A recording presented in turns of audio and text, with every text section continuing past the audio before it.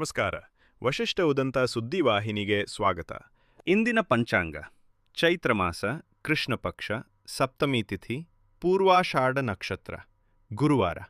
ಈ ದಿನ ಎಲ್ಲರಿಗೂ ಶುಭವಾಗಲಿ. ಇಂದಿನ ಮುಖ್ಯಾಂಶಗಳು: ಮೈಸೂರಿನಲ್ಲಿ ರಾಜ್ಯ ಸರ್ಕಾರದ ವಿರುದ್ಧ ಭೂ ಮಾಪಕರಿಂದ ಪ್ರೊಟೆಸ್ಟ್, ಸೂಕ್ತ ವೇತನ ಸೇರಿ ವಿವಿಧ ಬೇಡಿಕೆಗಳ ಈಡೇರಿಕೆಗೆ ಒತ್ತಾಯ. ಪಶ್ಚಿಮ ಬಂಗಾಳದ ಚುನಾವಣೆ ಹಿನ್ನೆಲೆ ಬಿಜೆಪಿ ಗೆಲ್ಲಿಸಿ ಡಬಲ್ ಎಂಜಿನ್ ಸರ್ಕಾರ ತನ್ನಿ ಎಂದು ಜನತೆಗೆ ಪ್ರಧಾನಿ ಮೋದಿ 6 ಗ್ಯಾರಂಟಿಗಳ ಘೋಷಣೆ. ಬಿಜೆಪಿ ಮತ್ತು ಆರ್ಎಸ್ಎಸ್ ಅನ್ನು ವಿಷಕಾರಿ ಹಾವಿಗೆ ಹೋಲಿಸಿ ಬದುಕಲು ಅಂತಹ ಹಾವನ್ನು ಕೊಲ್ಲಬೇಕು ಎಂದ ಖರ್ಗೆ ಬಂಧನಕ್ಕೆ ಒತ್ತಾಯ. ಈಗ ಮೈಸೂರಿನ ಪ್ರಮುಖ ಸುದ್ದಿಗಳು. ಮೈಸೂರಿನಲ್ಲಿ ಭೂಮಾಪಕರಿಂದ ರಾಜ್ಯ ಸರ್ಕಾರದ ವಿರುದ್ಧ ಭಾರೀ ಪ್ರತಿಭಟನೆ ಜರುಗಿತು. ವಿವಿಧ ನ್ಯಾಯಯುತ ಬೇಡಿಕೆಗಳನ್ನು ಈಡೇರಿಸುವಂತೆ ಒತ್ತಾಯಿಸಿ ಸಾವಿರಾರು ಭೂಮಾಪಕರು ಜಿಲ್ಲಾಧಿಕಾರಿ ಕಚೇರಿ ಎದುರು ಧರಣಿ ನಡೆಸಿದರು. ಕೋಟೆ ಆಂಜನೇಯ ಸ್ವಾಮಿ ದೇವಸ್ಥಾನದಿಂದ ಜಿಲ್ಲಾಧಿಕಾರಿ ಕಚೇರಿವರೆಗೆ ಪಾದಯಾತ್ರೆ ನಡೆಸಿದ ಪ್ರತಿಭಟನಾಕಾರರು ಸರ್ಕಾರದ ವಿರುದ್ಧ ಆಕ್ರೋಶ ವ್ಯಕ್ತಪಡಿಸಿದರು. ಸಮಾನ ಕೆಲಸಕ್ಕೆ ಸಮಾನ ವೇತನ, ಖಾಯಂ ನೇಮಕಾತಿ, ಸೇವಾ ಭದ್ರತೆ, ಪಿಎಫ್ ಸೌಲಭ್ಯ ಹಾಗೂ ವೃತ್ತಿ ಗೌರವ ಸೇರಿದಂತೆ ಹಲವು ಬೇಡಿಕೆಗಳನ್ನು ಮುಂದಿಟ್ಟಿದ್ದಾರೆ. ಕಳೆದ 23 ವರ್ಷಗಳಿಂದ ಸೇವೆ ಸಲ್ಲಿಸುತ್ತಿದ್ದರೂ ಸೂಕ್ತ ವೇತನ ಮತ್ತು ಭದ್ರತೆ ಇಲ್ಲ ಎಂದು ಅವರು ಅಸಮಾಧಾನ ವ್ಯಕ್ತಪಡಿಸಿದರು. ಮೈಸೂರು ಸೇರಿದಂತೆ ಚಾಮರಾಜನಗರ, ಹಾಸನ, ಮಂಡ್ಯ, ರಾಮನಗರ ಜಿಲ್ಲೆಗಳಿಂದ ಭೂಮಾಪಕರು ಭಾಗವಹಿಸಿದರು. ತಕ್ಷಣವೇ ಬೇಡಿಕೆಗಳನ್ನು ಈಡೇರಿಸದಿದ್ದರೆ ಉಗ್ರ ಹೋರಾಟಕ್ಕೆ ಮುಂದಾಗುವುದಾಗಿ ಸರ್ಕಾರಕ್ಕೆ ಎಚ್ಚರಿಕೆ ನೀಡಿದರು. ಈ ದಿನ ನಮ್ಮ ಅಖಿಲ ಕರ್ನಾಟಕ ಸರ್ಕಾರಿ ಪರಮಾಣಿ ಭೂ ಮಾಪಕರ ಸಂಘ ಹೋರಾಟ ಮಾಡ್ತಾ ಇದೆ. ಈ ದಿನ ಹೋರಾಟ ಮಾಡ್ತಾ ಇಲ್ಲ, ಇವರು ಸುಮಾರು 1.5 ತಿಂಗಳಿಂದ ಹೋರಾಟ ಮಾಡ್ತಾ ಇದ್ದಾರೆ. ಯಾಕೆ ಸರ್ಕಾರ ಇವ್ರ ಬಗ್ಗೆ ಎಚ್ಚೆತ್ತು ಇವರಿಗೆ ಒಂದು ಸಮಾನತೆ ಸಂಬಳ ಕೊಡೋದಕ್ಕೆ ಯಾಕೆ ಇವರು ಈ ಥರ ಆಟ ಆಡ್ತಾ ಇದ್ದಾರೆ ಅನ್ನೋದು ಗೊತ್ತಿಲ್ಲ.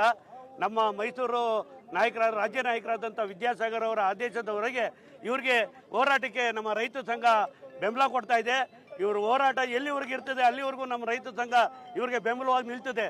ನಮ್ಮ ಸಿದ್ದರಾಮಯ್ಯನವರು ಇವ್ರನ್ನ ಹೋರಾಟವನ್ನು ಗಮನಕ್ಕೆ ತಗೊಂಡು ಇವ್ರಿಗೆ ಏನು ಸಿಗಬೇಕು ಸೌಲಭ್ಯತೆಯನ್ನು ಕೊಡಬೇಕು ಅಂತೇಳಿ ಈ ಮೂಲಕ ಸಿದ್ದರಾಮಯ್ಯ ಅವರಿಗೆ ನಾನು ಮನವಿ ಮಾಡ್ತೀವಿ. ಇಲ್ಲದೆ ಹೋದರೆ ಇವ್ರ ಜೊತೆ ನಿಂತ್ಕೊಂಡು ನಾವು ರೋಡಲ್ಲಿ ಹೋರಾಟ ಮಾಡಬೇಕಾಯ್ತೆ ಅಂತ ಎಚ್ಚೆತ್ಕೋಬೇಕು ಅಂತೇಳಿ ಸರ್ಕಾರಕ್ಕೆ ಪ್ರಮುಖ ಬೇಡಿಕೆ ಅಂದರೆ ಇವತ್ತು ಇವರು ಹೋರಾಟ ಮಾಡ್ತಾ ಇದ್ದಾರೆ.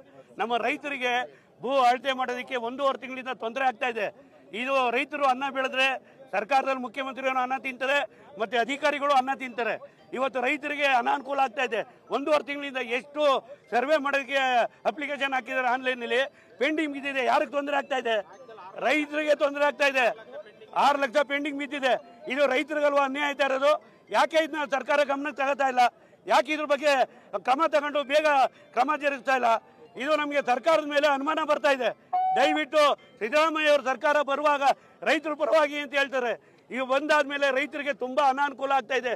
ದಯವಿಟ್ಟು ಸಿದ್ದರಾಮಯ್ಯನವರು ಇದ್ರ ಬಗ್ಗೆ ಗಮನ ತಗೊಂಡು ಬೇಗ ಅತಿ ಶೀಘ್ರದಲ್ಲಿ ನ್ಯಾಯ ಕೊಡಿಸಬೇಕು ಅಂತೇಳಿ ಈ ಮೂಲಕ ನಾನು ಕೇಳ್ಕೊಳ್ತೀನಿ. ಮೈಸೂರಿನಲ್ಲಿ ನಿಮಾನ್ಸ್ ಆಸ್ಪತ್ರೆ ನಿರ್ಮಾಣಕ್ಕೆ ವಿರೋಧ ವ್ಯಕ್ತಪಡಿಸಿ ರೈತರು ಹಾಗೂ ರೈತ ಸಂಘಟನೆಗಳು ಜಿಲ್ಲಾಧಿಕಾರಿ ಕಚೇರಿ ಮುಂಭಾಗ ಬೃಹತ್ ಪ್ರತಿಭಟನೆ ನಡೆಸಿದರು. ಗುಡುಮಾದನಹಳ್ಳಿ ಗ್ರಾಮದ ಬಳಿ ಗುರುತಿಸಿರುವ ಜಮೀನು ಅತ್ಯಂತ ಫಲವತ್ತಾದ ಕೃಷಿ ಭೂಮಿಯಾಗಿದ್ದು, ಕಳೆದ 60 ವರ್ಷಗಳಿಂದ ಬೆಳೆ ಬೆಳೆಯುತ್ತಿರುವ ಪ್ರದೇಶವನ್ನು ನಾಶ ಮಾಡಬಾರದು ಎಂದು ರೈತರು ಆಕ್ರೋಶ ವ್ಯಕ್ತಪಡಿಸಿದರು. ಪ್ರತಿಭಟನೆಯಲ್ಲಿ ಭಾಗವಹಿಸಿದ ರೈತರು ಜಿಲ್ಲಾಡಳಿತದ ವಿರುದ್ಧ ಧಿಕ್ಕಾರ ಕೂಗಿದರು. ಕೃಷಿ ಭೂಮಿಯಲ್ಲಿ ಕಟ್ಟಡ ನಿರ್ಮಾಣ ಮಾಡುವುದು ಸರಿಯಲ್ಲ, ಸರ್ಕಾರ ಹಾಗೂ ಅಧಿಕಾರಿಗಳಿಗೆ ಇದರ ಅರಿವು ಇಲ್ಲವೇ ಎಂದು ಪ್ರಶ್ನಿಸಿದರು.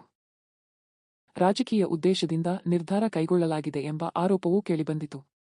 ಸೂಕ್ತ ಸ್ಥಳದಲ್ಲಿ ಆಸ್ಪತ್ರೆ ನಿರ್ಮಿಸಿದರೆ ಸ್ವಾಗತಿಸುತ್ತೇವೆ ಎಂದು ಹೇಳಿದ ರೈತರು ಬೇಡಿಕೆಗಳನ್ನು ಪರಿಗಣಿಸದಿದ್ದರೆ ಹೋರಾಟ ತೀವ್ರಗೊಳಿಸುವುದಾಗಿ ಎಚ್ಚರಿಕೆ ನೀಡಿದರು.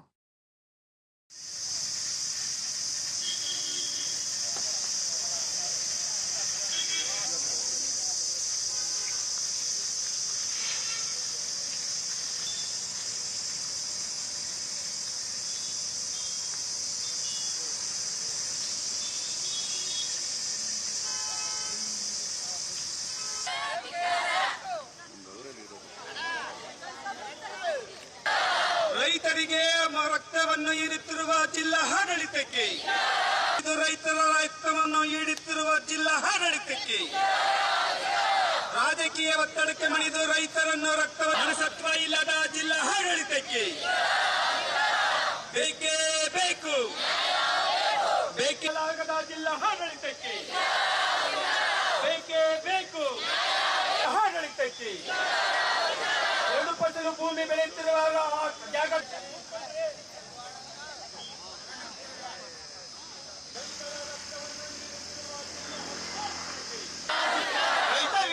ಮೈಸೂರು ತಾಲೂಕು ದಂಡಾಧಿಕಾರಿಗಳಿಗೆ ರೈತ ವಿರೋಧಿ ರಾಜಕೀಯ ಏಜೆಂಟರಂತೆ ವರ್ತಿಸಿರುವಂತ ಲಾಟಿಗೆ ನಾವು ಊಟಿಗೆ ನಾವು ರೈತ ವಿರೋಧಿ ಜಿಲ್ಲಾ ಆಡಳಿತಕ್ಕೆ. ಈಗ ಹಾಸನದ ಪ್ರಮುಖ ಸುದ್ದಿಗಳು. ಹಾಸನ ಜಿಲ್ಲೆಯ ಆಲೂರು ತಾಲೂಕಿನ ಸರ್ಕಾರಿ ಆಸ್ಪತ್ರೆಯಲ್ಲಿ ಔಷಧಿಗಳ ಕೊರತೆ ಗಂಭೀರ ಸಮಸ್ಯೆಯಾಗಿ ತಲೆದೋರಿದೆ. ಮೆಡಿಸಿನ್ ಸ್ಟಾಕ್ ಖಾಲಿಯಾಗಿರುವುದರಿಂದ ರೋಗಿಗಳು ತೀವ್ರ ಸಂಕಷ್ಟ ಅನುಭವಿಸುತ್ತಿದ್ದಾರೆ. ಅಗತ್ಯ ಔಷಧಿಗಳು ಸಿಗದೆ ಚಿಕಿತ್ಸೆಗಾಗಿ ಬಂದ ಜನರು ಅಸಮಾಧಾನ ವ್ಯಕ್ತಪಡಿಸಿದ್ದಾರೆ. ಸಾರ್ವಜನಿಕರು ಈ ಬಗ್ಗೆ ವಿಡಿಯೋ ಮಾಡಿ ಸಾಮಾಜಿಕ ಜಾಲತಾಣಗಳಲ್ಲಿ ಹಂಚಿಕೊಂಡಿದ್ದು ಘಟನೆ ವೈರಲ್ ಆಗಿದೆ. ಆರೋಗ್ಯ ಇಲಾಖೆಯ ನಿರ್ಲಕ್ಷ್ಯಕ್ಕೆ ಸ್ಥಳೀಯರು ಆಕ್ರೋಶ ವ್ಯಕ್ತಪಡಿಸಿದ್ದಾರೆ. ತಕ್ಷಣವೇ ಔಷಧಿ ಸಂಗ್ರಹ ಭರ್ತಿ ಮಾಡಿ ರೋಗಿಗಳಿಗೆ ಸೂಕ್ತ ಚಿಕಿತ್ಸೆ ಒದಗಿಸಬೇಕು ಎಂದು ಸಾರ್ವಜನಿಕರು ಆಗ್ರಹಿಸಿದ್ದಾರೆ. ಸರ್ಕಾರಿ ಆಸ್ಪತ್ರೆಗಳಲ್ಲಿ ಇಂತಹ ಸಮಸ್ಯೆಗಳು ಮರುಕಳಿಸದಂತೆ ಕ್ರಮ ಕೈಗೊಳ್ಳಬೇಕೆಂದು ಒತ್ತಾಯಿಸಲಾಗಿದೆ. ಸರ್ಕಾರಿ ಆಸ್ಪತ್ರೆ ಮೇಡಮ್ ನಮಸ್ತೆ, ನನ್ನ ಹೆಸರು ನವೀನ್ ಸಾಲ್ಗಮೆ ಅಂತೇಳಿ BMRME ಜಿಲ್ಲಾ ಉಪಾಧ್ಯಕ್ಷ. ವಿತ್ ಫೇಸ್ಬುಕ್ ಲೈವ್ ಹೋಗ್ತಾ ಇದೆ.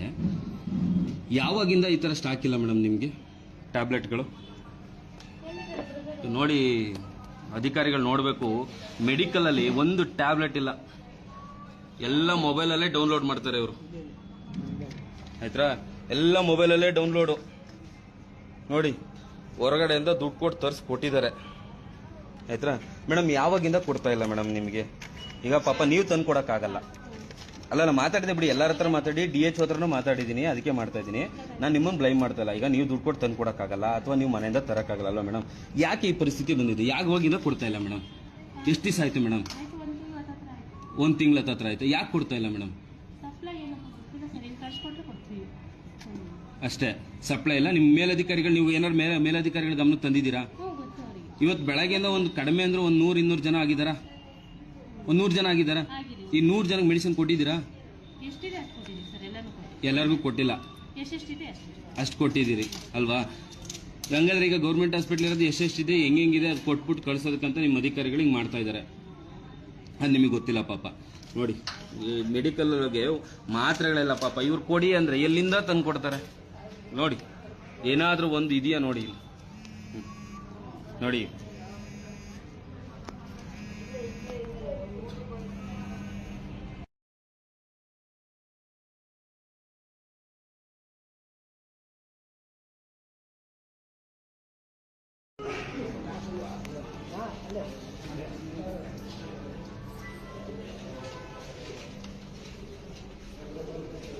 ಮೇಡಮ್ ಇದ್ರಲ್ಲಿ ಇಲ್ವಾ ಸರ್? ಮೇಡಮ್ ಇದ್ರಲ್ಲಿ ಇಲ್ವಾ ಬ್ರದರ್? ಇಲ್ಲಿ ಇಲ್ಲ. ಇವ್ರು ಹೇಳ್ತಾರ ಸರ್? ಇದೊಂದು ಹೇಳ್ತಾರ ಯಾವಾಗ ತಗೊಳ್ಳೋದು ಅಂತ? ಗೊತ್ತಿಲ್ಲ. ಹೌದಾ? ಯಾರು ಹೇಳಿದ್ರು?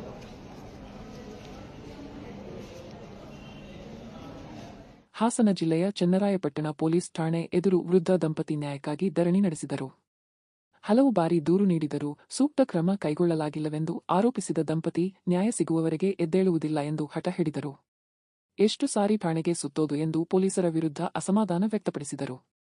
ಘಟನೆಯಿಂದ ಸ್ಥಳದಲ್ಲಿ ಉದ್ವಿಗ್ನ ವಾತಾವರಣ ನಿರ್ಮಾಣವಾಗಿದ್ದು ಸಾರ್ವಜನಿಕರ ಗಮನ ಸೆಳೆಯಿತು. ಪೊಲೀಸರು ಸಮಸ್ಯೆಯನ್ನು ಶೀಘ್ರ ಪರಿಹರಿಸುವ ಭರವಸೆ ನೀಡಿದರೂ ದಂಪತಿ ತೃಪ್ತರಾಗಲಿಲ್ಲ. ತಕ್ಷಣವೇ ನ್ಯಾಯ ಒದಗಿಸಬೇಕು ಎಂದು ಆಗ್ರಹಿಸಿದರು. ಎಷ್ಟು ಸತಿ ಬರ್ತೀನಿ? 100 ಸತಿ ಬರಕ್ಕೆ ಹುಚ್ಚತ್ತಿಲ್ಲ. ಈಗ ಆಸ್ಪತ್ರೆ ಸ್ಟೇಷನ್ ಇದು ನನ್ನ ಅತ್ತೆ ಮನೆಯ. ನಾನು 100 ಸತಿ ಬಂದಿದ್ದೀನಿ, ನ್ಯಾಯ ಸಿಕ್ಕಿಲ್ಲ, ನ್ಯಾಯಕ್ಕೋಸ್ಕರ ಕೂತಿದ್ದೀನಿ. ಎಷ್ಟು ಸತಿ ಬರೋಣ? ಬಂದ್ರು ನ್ಯಾಯ ಕೊಡಿಸ್ತಲ್ವಲ್ಲ? ಎಷ್ಟು ಸತಿ ನ್ಯಾಯ ಬರೋಣ? ನಾನು ಇಲ್ಲಿ ಊರಲ್ಲಿ ಬಗೆಹರ್ಸಕ್ ಆಯ್ತಲ್ಲ, ಊರಲ್ಲಿ ಬಗೆಹರ್ಸಕ್ ಆಗಲ್ಲ ಅಂತ ಇಲ್ಲಿ ಬಂದಿದ್ದೀನಿ. ಇಲ್ಲ ಕೂತ್ಕೊ, ನೀನು ಹೇಳ್ತೀನಿ, ಬರ್ಲಿಬೇಕಾದ್ರೆ ಸಾಹೇಬ್ರ ಬರ್ಲಿ, ಕೂತ್ಕೋ, ಸಾಹೇಬ್ರ ಬರ್ಲಿ, ಕೂತ್ಕೋ. ನ್ಯಾಯ ಕೊಡ, ನ್ಯಾಯ ಸಿಗೋವರೆಗೂ ಹೇಳ್ಬೇಡ, ಅದೇನಾರ ಅಲ್ಲಿ ಅಷ್ಟೇ. ಕೂತ್ಕೋ, ಅದೇನಾಯ್ತದ ಅಲ್ಲಿ ನೋಡೋಣ. ಯಾರು ಬರ್ತಾರೆ ಬರ್ಲಿ. ಬರೋದು ಹೋಗೋದು ಬರೋದು ಅತ್ತೆ ಮನೆನ ಬರಕ್ಕೆ ಹೋಗಕ್ಕೆ. ಇವ್ರು ವಯಸ್ಸಾಗಿರೋದು ನೋಡ್ಯಾರ, ಕನಿಕರ ಬರಲ್ಲ ಯಾರಿಗೂ ನಿಮ್ಗೆ. ಎಷ್ಟು ದಿವಸ ಅಂತ ನೋಡ್ತಾರೆ ಇವ್ರು ಜಗಳನ? ಬರೋದು, ಸ್ಟೇಷನ್ಗೆ ಬರೋದು, ನ್ಯಾಯ ಮಾಡೋದು, ವಾಪಸ್ ಬರ್ಸೋ, ರಾಜಿ ಮಾಡ್ಬಿಟ್ಟು 6 ತಿಂಗಳಿಗೆ 3 ತಿಂಗಳಿಗೆ ಬಂದು ಜಗಳ ಮಾಡ್ಕೊಳಕ್ ಹುಚ್ಚ ನಮ್ಗೆ.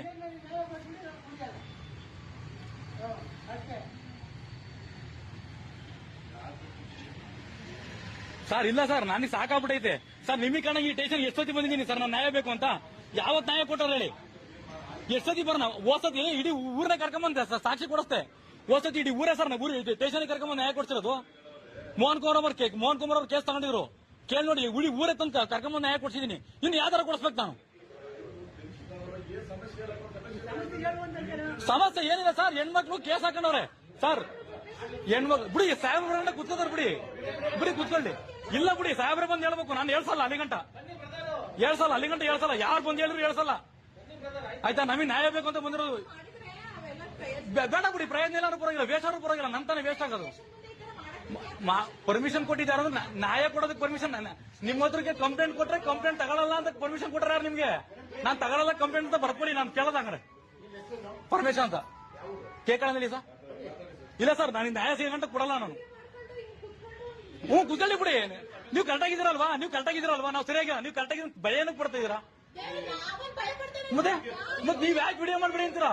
ವಿಡಿಯೋ ಮಾಡ್ಬೇಡಿ ಅಂತ ಯಾಕೆ ಹೇಳ್ತಾ ಇದೀರಾ? ವಿಡಿಯೋ ಮಾಡ್ಬೇಡಿ ಅನ್ನೋ ರೈಟ್ಸ್ ಇಲ್ಲ ನಿಮ್ಗೆ. ವಿಡಿಯೋ ಮಾಡೋ ರೈಟ್ಸ್ ಇಲ್ಲ, ಮಾಡ್ಬೇಡಿ ಅಂತ ಹೇಳೋ ರೈಟ್ಸ್ ಇಲ್ಲ ನಂಗೆ. ಇಲ್ಲ, ರೈಟ್ಸ್ ಇಲ್ಲ, ನಿಮ್ಗೂ ರೈಟ್ಸ್ ಇಲ್ಲ. ಮಾಡ್ತೀನಿ ಬಿಡಿ, ನಾನು ಆಯ್ತು ಬಿಡಿ, ಮಾಡ್ತೀನಿ. ಅಷ್ಟೇ. ಅದನ್ನ ನೀವು ಕರೆಕ್ಟಾಗಿದ್ದೀರಲ್ಲ ಪಾಪ, ನೀವು ಯಾಕೆ ಕೇಳ್ತೀರಾ? ನೋವಾಗಿರೋದಕ್ಕೆ 100 ಸತಿ ಕಂಪ್ಲೇಂಟ್ ಕೊಟ್ಟಿದ್ದೀನಿ. ಏನ್ ನ್ಯಾಯ ಸಿಕ್ಕಿತ್ತು ನನಗೆ? ನ್ಯಾಯ ಸಿಕ್ಕಿಲ್ಲ ಅಂತ ತಾನೇ ಮಾಡ್ತಾ ಇರೋದು ಇವತ್ತ. ಯಾರು ನೀವು ನನ್ನ ವಿಡಿಯೋ ಮಾಡ್ಕೊಳ್ಳ ಬಿಡಿ ಅಂತ ಹೇಳಕ್ ನೀವ್ಯಾರು ಹೇಳಿ ನೋಡೋಣ? ಯಾಕೆ ಮಾಡಂಗಿಲ್ಲ ಸರ್? ನೀವೇನ್ ಮಾಡ್ರೆ ನಾವು ಸುಮ್ಕಿರ್ಬೇಕಾ? ಅಲ್ಲ ಕಿಶನ್ಮೂರ್ತಿ ಸರ್, ನಾನ್ ಕೇಳ್ತಾ ಇರೋದು ನೀವೇನ್ ಮಾಡ್ರೆ ನಾವು ಸುಮ್ಕಿರ್ಬೇಕಂದ್ರೆ ಸಮಸ್ಯೆ ಹೇಳಕ್ ಕೇಳ್ಕೊಳ್ಳಿ. ಮತ್ತೆ ವಿಡಿಯೋ ಮಾಡ್ಬೇಡ ಅಂತ ಫಸ್ಟ್ ಹೇಳ್ಬಿಟ್ರೆ ಯಾವ ಅರ್ಥ ಅದು? 100 ಸತಿ ಬಂದಿದ್ದೀನಿ ಸ್ಟೇಷನ್ಗೆ. ಈಗ ಚಿಕ್ಕಮಗಳೂರಿನ ಪ್ರಮುಖ ಸುದ್ದಿಗಳು. ಚಿಕ್ಕಮಗಳೂರು ನಗರದಲ್ಲಿ ವಿವಾಹ ಕಲಹದ ಹಿನ್ನೆಲೆ ಯುವಕನ ಮೇಲೆ ಮಾರಕಾಸ್ತ್ರಗಳಿಂದ ಹಲ್ಲೆ ನಡೆದ ಘಟನೆ ಬೆಳಕಿಗೆ ಬಂದಿದೆ. ಜೈನ್ ಟೆಂಪಲ್ ಸಮೀಪ ಕೋರ್ಟ್ಗೆ ಬಂದಿದ್ದ ರಾಶಿಲ್ ಪಾಷಾ ಎಂಬ ಯುವಕನನ್ನು ಹುಡುಗಿಯ ಕಡೆಯವರು ಅಡ್ಡಹಾಕಿ ಹಲ್ಲೆ ನಡೆಸಿದ್ದಾರೆ ಎನ್ನಲಾಗಿದೆ. ಗಾಯಗೊಂಡ ಯುವಕನನ್ನು ಜಿಲ್ಲಾಸ್ಪತ್ರೆಗೆ ದಾಖಲಿಸಿ ಚಿಕಿತ್ಸೆ ನೀಡಲಾಗುತ್ತಿದೆ. 7 ತಿಂಗಳ ಹಿಂದೆ ಅರೇಂಜ್ ಮ್ಯಾರೇಜ್ ಆಗಿದ್ದ ಈ ದಂಪತಿಯಲ್ಲಿ ಡೈವೋರ್ಸ್ ವಿಚಾರವಾಗಿ ಕಲಹ ಉಂಟಾಗಿದ್ದು, ಹುಡುಗನಿಗೆ ಪದೇ ಕಿರುಕುಳ ನೀಡಲಾಗುತ್ತಿತ್ತು ಎಂದು ಆರೋಪಿಸಲಾಗಿದೆ. 15 ಲಕ್ಷ ರೂಪಾಯಿ ಮೌಲ್ಯದ ಒಡವೆಗಳನ್ನು ತೆಗೆದುಕೊಂಡು ಹೋಗಿರುವುದಾಗಿ ಕುಟುಂಬಸ್ಥರು ಆರೋಪಿಸಿದ್ದಾರೆ. ಈ ಸಂಬಂಧ ಶರೀಫ್ ಖಾನ್ ಸೇರಿದಂತೆ 4 ವಿರುದ್ಧ ಎಫ್ಐಆರ್ ದಾಖಲಿಸಿ ಕಠಿಣ ಕ್ರಮ ಕೈಗೊಳ್ಳುವಂತೆ ಆಗ್ರಹಿಸಲಾಗಿದೆ. ರಾಶಿಲ್ ಪಾಷಾ ಅಂತ ಸರ್. ಇವತ್ತು ಮೇಂಟೆನೆನ್ಸ್ ಇಂದ ಕೋರ್ಟ್ ಇತ್ತು. ಕೋರ್ಟಿಗೆ ಹೋಗಿ ಬೆಳಗ್ಗೆ 11 ಗಂಟೆಗೆ ಲಾಯರ್ ಕಳಿಸಿದ್ರು. ಕೋರ್ಟಿಗೆ ಹೋಗಿ ಕೋರ್ಟ್ ಎಲ್ಲ ಮುಗಿಸ್ಕೊಂಡು ಒಂದು ಡೇಟ್ ಕೊಟ್ಟರು. ಡೇಟು ನಲ್ಲಿ ಆಫೀಸಲ್ಲಿ ಹೇಳ್ತೀನಿ ಸರಿ ಆಯ್ತು ಅಂತ ಹೇಳಿ ಟೀ ಕುಡಿಯೋಕ್ಕಂತ ಹೊರಗಡೆ ಹೋದರೆ, ನಾನು ನಮ್ಮ ಭಾವ ಜೊತೆಯಲ್ಲಿ ಹೋಗಿದ್ವಿ.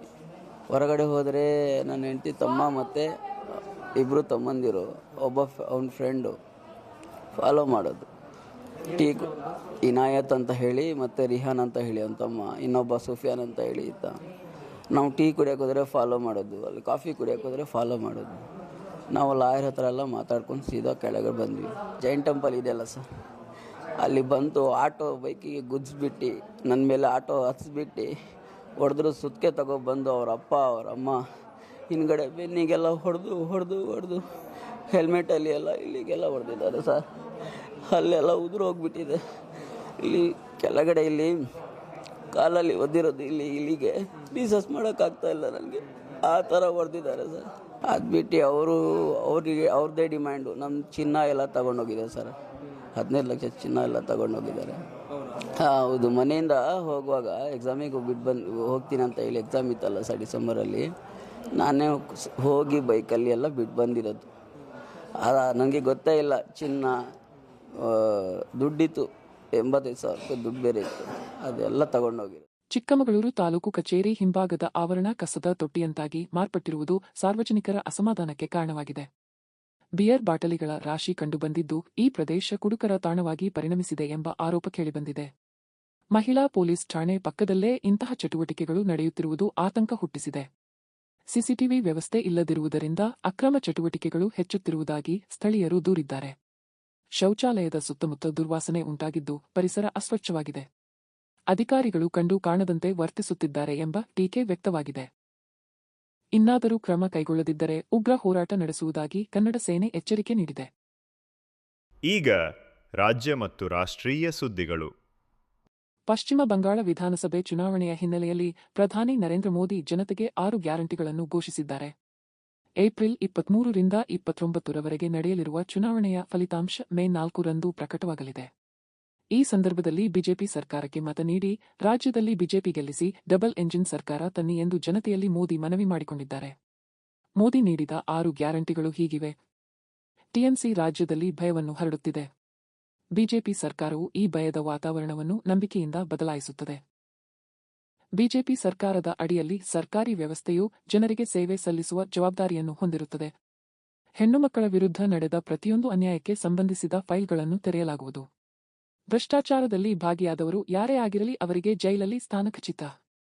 ನಿರಾಶ್ರಿತರು ಸಂವಿಧಾನದ ಅಡಿಯಲ್ಲಿ ಎಲ್ಲಾ ಹಕ್ಕನ್ನು ಪಡೆಯುತ್ತಾರೆ.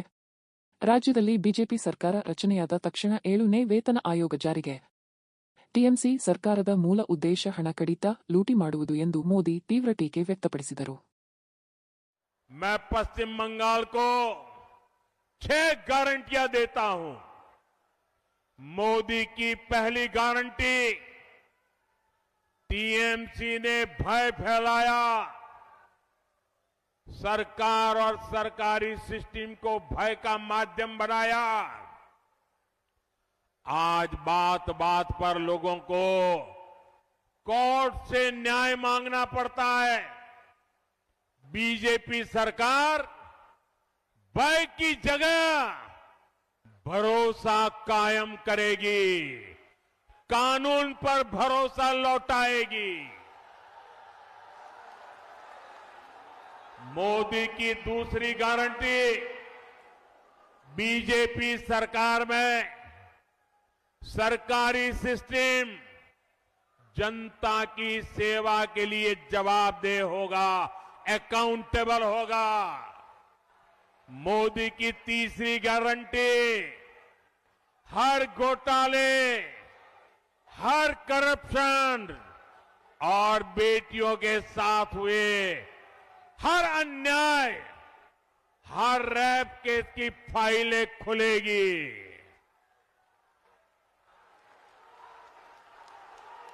मोदी की चौथी गारंटी, टीएमसी के राज में जिसने भी करप्शन किया है उसकी जगह जेल में होगी. मंत्री हो या संतरी, कानून सबका हिसाब करेगा. टीएमसी का कोई गुंडा अब कानून से बचने वाला नहीं है. मोदी टीएमसी को जनता जनार्दन का पैसा नहीं खाने देगा, पैसा नहीं खाने देगा. मोदी की 5वीं गारंटी, जो शरणार्थी हैं उन्हें संविधान के तहत हर हक मिलेगा, लेकिन जो घुसपैठिए हैं उनको खदेड़ा जाएगा, उनको भारत में नहीं रहने दिया जाएगा. साथियों, मोदी की 6ठी गारंटी, बंगाल के सभी सरकारी कर्मचारियों, सभी शिक्षकों और अन्य सेवाओं में जुटे साथियों के लिए आपको इतने वर्षों तक ये निर्मम सरकार ने भयभीत करके रखा है. मोदी आपके साथ खड़ा है, बीजेपी आपके साथ खड़ी है. आप कमल छाप पर बटन दबाइए. बीजेपी सरकार बनते ही यहां 7th पे कमीशन लागू करवाएंगे, ये हमारी गारंटी है.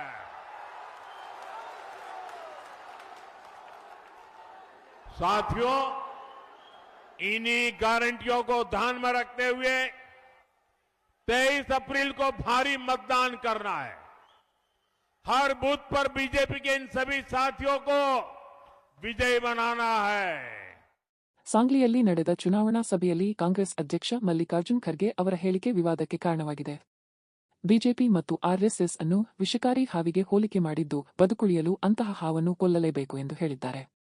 ಇದಲ್ಲದೆ ನಮಾಜ್ ಸಮಯದಲ್ಲೂ ಹಾವು ಕಂಡರೆ ಕೊಲ್ಲಬೇಕು ಎಂಬ ಉಲ್ಲೇಖದ ಮೂಲಕ ಕಾಂಗ್ರೆಸ್ ಮುಸ್ಲಿಮರನ್ನು ಬಿಜೆಪಿ ಮತ್ತು ಆರ್ಎಸ್ಎಸ್ ವಿರುದ್ಧ ಪ್ರಚೋದಿಸುತ್ತಿದೆ ಎಂದು ಬಿಜೆಪಿ ಟೀಕಿಸಿದೆ. ಈ ಹೇಳಿಕೆಯನ್ನು ಬಿಜೆಪಿ ತೀವ್ರವಾಗಿ ಖಂಡಿಸಿ ಹಿಂಸೆಗೆ ಪ್ರಚೋದನೆ ಎಂದು ಆರೋಪಿಸಿದೆ. ಖರ್ಗೆ ವಿರುದ್ಧ ಬಿಜೆಪಿ ದೂರು ದಾಖಲಿಸಿ ಬಂಧನಕ್ಕೆ ಒತ್ತಾಯಿಸಿದೆ. So it's very unfortunate the president of a national political party appealing to the minorities to kill RSS and BJP workers wherever they are found. And he also goes on to say, only then you can be safe. This is a clear incitement to the elements who can take the law into their hands and put the life of the RSS and BJP workers in danger. We strongly condemn this statement, and we have today lodged a complaint with the DGP demanding his immediate arrest for the hateful speech he has delivered. Supreme Court has already stated that any hate speech suo motu case has to be filed. We have even reminded the DGP about that information. A CD of the speech of Mr. Mallikarjun Kharge has also been submitted to him. We expect him to take action. If the police on Karnataka does not act, we will not hesitate to approach the court requesting them to direct the police officers to initiate action against Mallikarjun Kharge. Davanagere ಮತ್ತು ಬಾಗಲಕೋಟೆ ವಿಧಾನಸಭಾ ಕ್ಷೇತ್ರಗಳ ಉಪಚುನಾವಣೆ ಇಂದು ಶಾಂತಿಯುತವಾಗಿ ನಡೆಯುತ್ತಿದೆ. ಶಾಮನೂರು ಶಿವಶಂಕರಪ್ಪ ಹಾಗೂ FY ಮೇಟಿ ಅವರ ನಿಧನದಿಂದ ತೆರವಾಗಿದ್ದ ಸ್ಥಾನಗಳಿಗೆ ಮತದಾನ ನಡೆಯುತ್ತಿದ್ದು, ಅಭ್ಯರ್ಥಿಗಳಲ್ಲಿ ಉತ್ಸಾಹ ಮತ್ತು ಆತಂಕ ಮಿಶ್ರ ಭಾವನೆ ಕಂಡುಬರುತ್ತಿದೆ. ಬೆಳಿಗ್ಗೆಯಿಂದಲೇ ಮತದಾನ ನಿಧಾನಗತಿಯಲ್ಲಿ ಆರಂಭವಾದರೂ ಸಮಯ ಕಳೆದಂತೆ ಮತದಾನ ಚುರುಕುಗೊಂಡಿದೆ. ವಯೋವೃದ್ಧರು ಹಾಗೂ ಅಂಗವಿಕಲರು ಉತ್ಸಾಹದಿಂದ ಮತಗಟ್ಟೆಗಳಿಗೆ ಆಗಮಿಸಿ ತಮ್ಮ ಹಕ್ಕು ಚಲಾಯಿಸುತ್ತಿದ್ದಾರೆ. ಕೆಲ ವಯೋವೃದ್ಧರು ಆಟೋ ರಿಕ್ಷಾದಲ್ಲಿ ಬಂದಿದ್ದು, ಅವರಿಗೆ ಚುನಾವಣಾ ಆಯೋಗ ವಿಶೇಷ ವಾಹನ ವ್ಯವಸ್ಥೆ ಕಲ್ಪಿಸಿದೆ. ಮತದಾರರ ಭಾಗವಹಿಸುವಿಕೆ ಗಮನಾರ್ಹವಾಗಿದ್ದು, ಮತದಾನ ಸಂಜೆವರೆಗೆ ನಡೆಯಲಿದ್ದು, ಫಲಿತಾಂಶದತ್ತ ಎಲ್ಲರ ಕಣ್ಣು ನೆಟ್ಟಿದೆ. ಮತ್ತೊಮ್ಮೆ ಮುಖ್ಯಾಂಶಗಳು. ಮೈಸೂರಿನಲ್ಲಿ ರಾಜ್ಯ ಸರ್ಕಾರದ ವಿರುದ್ಧ ಭೂ ಮಾಪಕರಿಂದ ಪ್ರೊಟೆಸ್ಟ್. ಸೂಕ್ತ ವೇತನ ಸೇರಿ ವಿವಿಧ ಬೇಡಿಕೆಗಳ ಈಡೇರಿಕೆಗೆ ಒತ್ತಾಯ. ಪಶ್ಚಿಮ ಬಂಗಾಳದ ಚುನಾವಣೆ ಹಿನ್ನೆಲೆ ಬಿಜೆಪಿ ಗೆಲ್ಲಿಸಿ ಡಬಲ್ ಎಂಜಿನ್ ಸರ್ಕಾರ ತನ್ನಿ ಎಂದು ಜನತೆಗೆ ಪ್ರಧಾನಿ ಮೋದಿ 6 ಗ್ಯಾರಂಟಿಗಳ ಘೋಷಣೆ. ಬಿಜೆಪಿ ಮತ್ತು ಆರ್ಎಸ್ಎಸ್ ಅನ್ನು ವಿಷಕಾರಿ ಹಾವಿಗೆ ಹೋಲಿಸಿ ಬದುಕಲು ಅಂತಹ ಹಾವನ್ನು ಕೊಲ್ಲಬೇಕು ಎಂದ ಖರ್ಗೆ ಬಂಧನಕ್ಕೆ ಒತ್ತಾಯ. ಇಲ್ಲಿಗೆ ಇಂದಿನ ವಾರ್ತಾ ಪ್ರಸಾರ ಮುಕ್ತಾಯವಾಯಿತು. ಧನ್ಯವಾದಗಳು. ಈ ದಿನ ಎಲ್ಲರಿಗೂ ಶುಭವಾಗಲಿ.